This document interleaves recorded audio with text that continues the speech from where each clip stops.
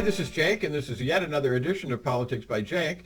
I'm your host, as you know, your reporter, your observer, and your political commentator. And today I want to talk about a modern political bugaboo, which is polling, and whether it is smart to place too much reliance on political polls. Now, for example, Real Clear Politics is a right-wing organization, and yet it's a poll that pretty much everybody knows, but it simply is that is what it is. It's a right-wing organization, and its polls are what are known as composite polls. Some of the results that make it up come from Rasmussen. That's one of the polls that Real Clear Politics uses to create its composite. And Rasmussen is not a poll. It's what's called a push.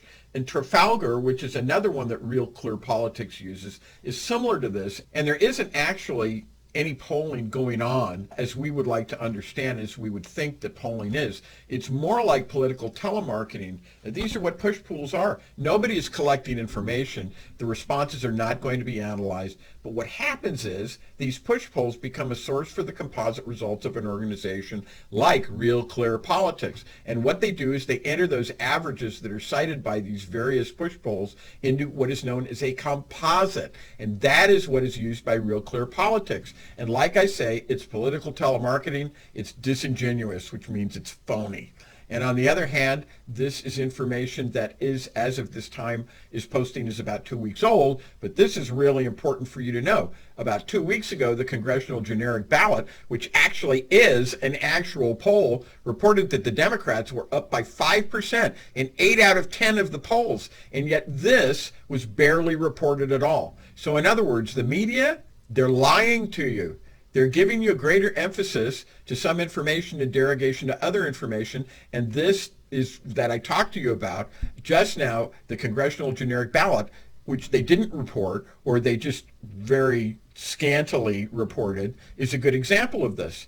Now, why this is something that we're going to go into in this video. So, given what I've explained about this, when you see a situation in an election where it's this close, and I was just reading an article in the New York Times by David Brooks the other day, who said, and also this was echoed by Bill Maher recently, that we really are in the same place in November of 22 that we were in on January 6th or January 7th of 2021. Nothing has changed remarkably. Very, very little has changed. The nation is still divided basically along the same lines. In fact, that's really weird. Something that's really weird is that those people who believe that Trump won the 2020 presidential election and that it was stolen from him and that there was fraud, etc., that number has actually gone up by 3%. So in other words, given the methods and given the fact that it's a static situation, as I said, things have really not changed since January 7th, 2021. And if it's this close, the results of polls really cannot be trusted. So that's why it's significant that when the generic congressional ballot says the Democrats were up 5%, that's when you can begin to think that a poll is significant. So, okay. So let's talk a little bit more of this. Let's ask the question, how do these polls get going?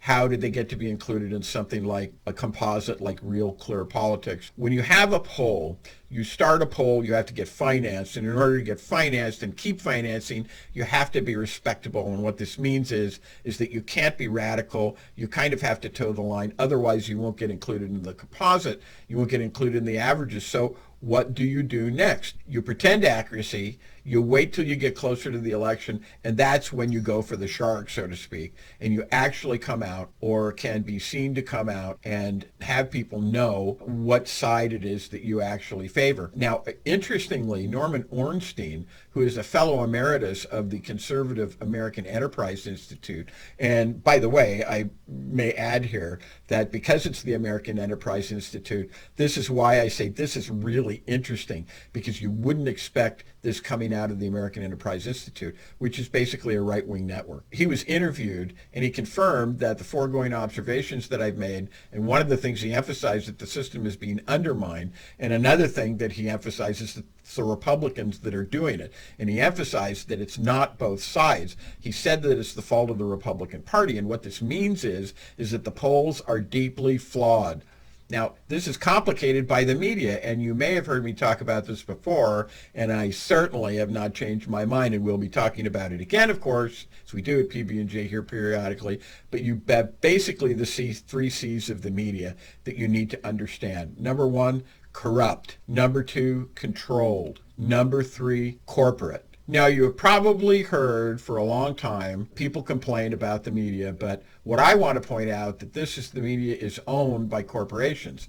These corporations, they have to make money for their shareholders. They have to pursue a plan of action that is calculated to make money for their shareholders, increase the value of the shares, and maybe be able to give a dividend to the shareholders. Now, what does this mean? Bottom line, well, one thing it means is that the journalism suffers. When you're motivated by earning a dollar, everything else kind of pales in comparison. And as a consequence, the epistemology of the media stinks. They lack moral compass. They lack moral fiber. They engage in a kind of collective hysteria. To use a technical term, they're schlemiel. They're not powerful independent thinkers. They lack intellectual rigor. As I said, they lack epistemological clarity. And frankly, their ontology stinks also. And what about the people who are actually writing news, the reporters? The situation I just talked about is actually complicated by the fact that these reporters are essentially nonconformists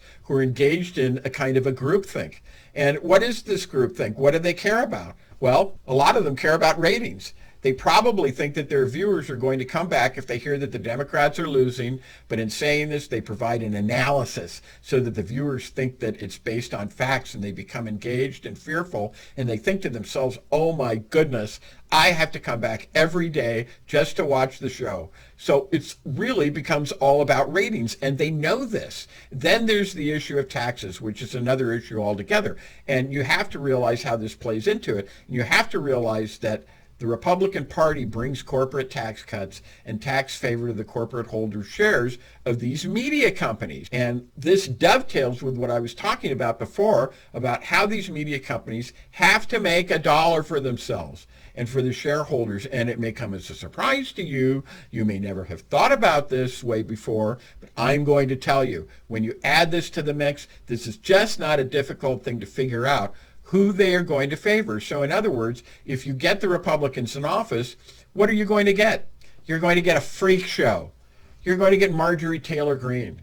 You're going to get Gosar. You're going to get Cawthorn. You're going to get Boebert, assuming she can make it through the election this time. I hear she's in trouble. You're going to get Lindsey Graham. And you're also going to get the head grifter, individual number one, Donald Trump himself. He's going to be there also. And so you're going to get all of these, honestly, political freaks. And that's entertaining to watch for many people. And once again, that's ratings. And if you have the Democrats, you're going to get more constructive, critical government-based reporting, and that's just basically boring. And the news media, they don't make money on that. They don't make money when things are normal. What they make money on is when things are going badly, and the newspaper, the media are not reporting the things that democratically controlled Congress have done, which are significant, and which I could list, and it's not merely one or two or three things, and represent governing, and not this freak show, as I said, that you see from the groups that control the Republican Party.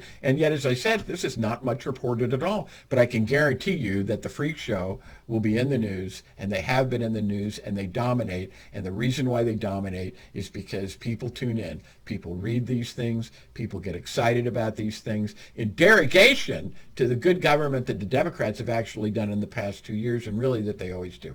And then there's, finally, wrapping this up, there's the question of bribery, international money, the discredited Supreme Court basically saying that money is speech, coming from God knows where. Certainly, we know the Russians are doing it. We know Putin is doing it. Certainly the Chinese, certainly other nations that are hostile to the interests of the United States and or want to influence voters to do the things that they secretly would like to see the United States do, regardless of what this is, but mostly it is those who are hostile to the interests of the United States. For example, it's a no-brainer that Putin, for example, would want to influence voters to elect people in the Republican Party who have stated, and the prospective speaker, assuming the results of the House election, Kevin McCarthy, has stated that they question the expenditures to support Ukraine. This is a no-brainer. This is something Putin would want to do. This is not hard to figure out. So, okay, so that was a lot. So hopefully now this gives you some information to give you a greater understanding, which is really exactly what we like to do here at PB&J, so that you can look at these things in a different light, have a different view, have more influence in your own discussions with other people about these things. So all right, that's all for now. This is Jake for Politics by Jake, and I will see you in the next video.